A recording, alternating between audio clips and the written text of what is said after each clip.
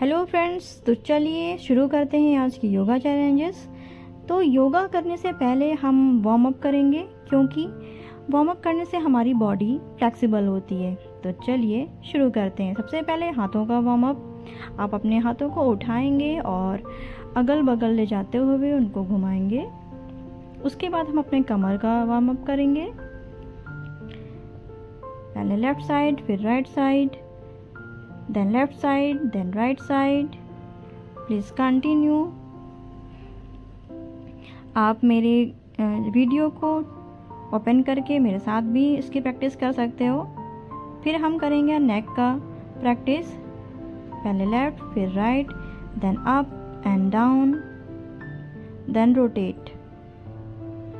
आप कोई अच्छा सा म्यूज़िक लगाकर भी अपने योगा रूटीन को डेली फॉलो कर सकते हो, जिससे आपको एक पॉजिटिव फील आएगा और आपको योगा करने में अच्छा भी लगेगा और आपको बोरियत भी नहीं लगेगी। तो चलिए कंटिन्यू करते रहिए मेरे साथ गर्दन की प्रैक्टिस।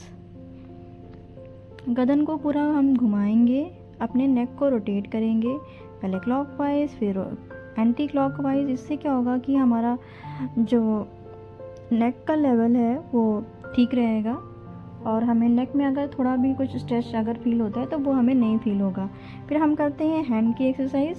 हैंड को हम अपना क्लॉकवाइज घुमाते जाएंगे, दोनों हैंड को। फिर हम अपनी हैंड को ऊपर नीचे करेंगे। अच्छा, काफ़ी लोगों को ये प्रॉब्लम भी होती है कि आपका जो फैट है वो बेली में बढ़ रहा है या आपके केवल हैंड्स में आपका फैट बढ़ रहा है। तो ये वार्म अप जो है आपके उसमें भी बेनिफिट देगा। अब बेली फैट के लिए एक वार्म अप ये भी बहुत अच्छा है कि आप उसको जंपिंग के थ्रू उसको कम कर सकते हो। इस बेली फैट को रिड्यूस करने के लिए ना ये वाला जो है मैंने जो आपको बताया ये बहुत ही अच्छा है। दूसरा जो आप एक्सरसाइज कर सकते हो मॉर्निंग में अपनी बेली फैट को रिड्यूस करने के लिए, कि आप अप एंड डाउन करो और आप स्ट्रेट, जैसे हम लोग छोटे में हम लोग को पनिशमेंट भी दिया जाता था, अप एंड डाउन करते रहिए। और इससे क्या होगा कि आपका बेली फैट जो है रिड्यूस होगा। तो अब चलिए शुरू करते हैं हम अपना पहला आसन, जो कि है त्रिकोण आसन। त्रिकोण आसन करने के लिए आप अपने लेफ़्ट लेग को आगे बढ़ाएंगे, अपने लेफ़्ट हैंड को नीचे ले जाएंगे और राइट हैंड को ऊपर की तरफ देखेंगे और ऊपर की तरफ ले जाएंगे। जितना हो सकेगा उतना रुकेंगे और वापस अपनी पोजीशन में आ जाएंगे। ब्रीदिंग की जो एक्सरसाइज रहेगी इसमें वो ये रहेगी कि जब आप नीचे जाओगे तो आप श्वास लोगे, जब आप ऊपर आओगे तो अपना श्वास छोड़ते हुए ऊपर आओगे।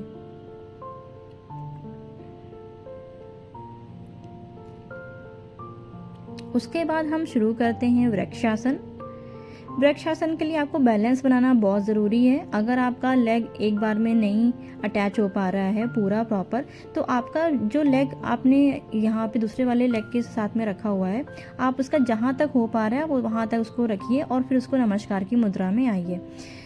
जैसे मैंने बहुत सारी प्रैक्टिस करी हुई है तो मुझे बहुत इजीली मेरा बैलेंस बन जाता है। अगर आप बिगिनर हो तो आपको बिल्कुल भी डरने की ज़रूरत नहीं है। आप लेग आपका जितना जहाँ तक आ जाए, आपका नी आके तक आए, नी के नीचे तक भी अगर आपका आए और आप बैलेंस बना रहे हो तो आप बहुत अच्छी बात है, आप इसे कर सकते हो। ये लंबाई बढ़ाने में फ़ायदा करता है, आपके लेग्स को स्ट्रॉन्ग बनाता है।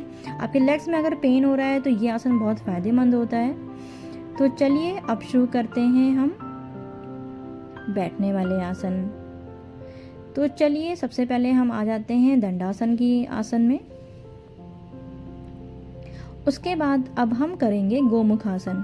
तो हम अपने लेग्स को गोमुख आसन करने के लिए क्रॉस करेंगे और गोमुख आसन में हम ये ध्यान रखते हैं कि जो लेग हमने मोड़ा होता है हम उस हैंड को अपने पीठ के पीछे ले जाते हैं और दूसरे हैंड से अपने हाथ को बांधते हैं और आपकी जो सांस की प्रक्रिया रहती है वो आपकी नॉर्मल रहती है। आप सांस लीजिए, फिर सांस छोड़िए, फिर लीजिए, फिर छोड़िए, और यही प्रोसेस हम दूसरी साइड से भी करते हैं। गोमुख आसन अधिकतर माना जाता है कि आपका जो मोटापा है उसको दूर करने के लिए बहुत ही फायदेमंद होता है। आपका बैक बोन स्ट्रांग होता है। आपको अगर कोई डाइजेस्टिव प्रॉब्लम है तो वो भी अच्छी होती है।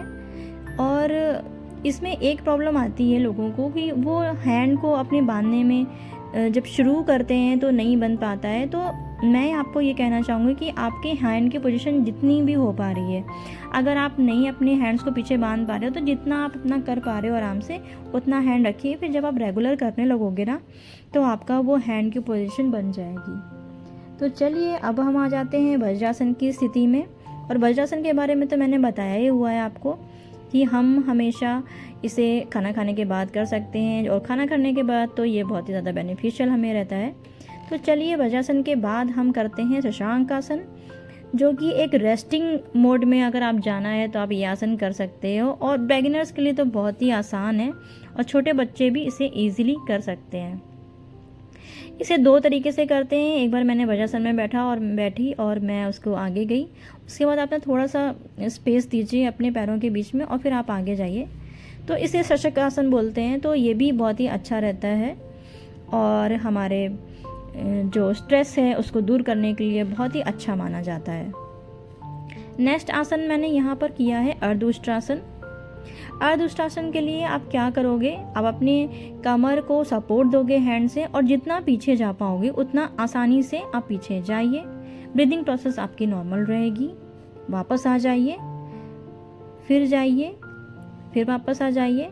और जो योगा कर रहे हैं या उनको कुछ योगा पोजेस आते हैं तो वो मेरे साथ में पूर्ण उष्ट्रासन भी कर सकते हैं, जिसके लिए आपको अपने हैंड से अपने लेग्स की एड़ियों को छूना होगा और फिर आपको पीछे जाना होगा और फिर नॉर्मल पोजीशन में आप आ जाइए।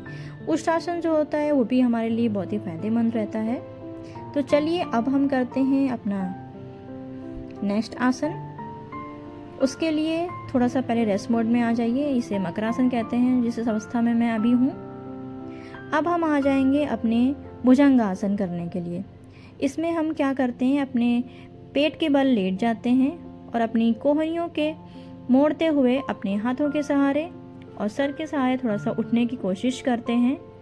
और इसमें आपका बैक बेंड होता है और इसको भी आप जितना इजीली कर पाइए उतना ही जाइए पीछे, और जितना आराम से हो सके उतना करिए। भुजंगासन भी आपके मोटापा को कम करने के लिए अच्छा माना जाता है। और सूर्य नमस्कार आप जानते ही होंगे, उनमें से एक आसन जो 12 आसनों में एक आसन होता है भुजंगासन, वो भी आपका ये माना जाता है। तो ये आसन जो है आप इसको प्रैक्टिस में ला सकते हो अपने,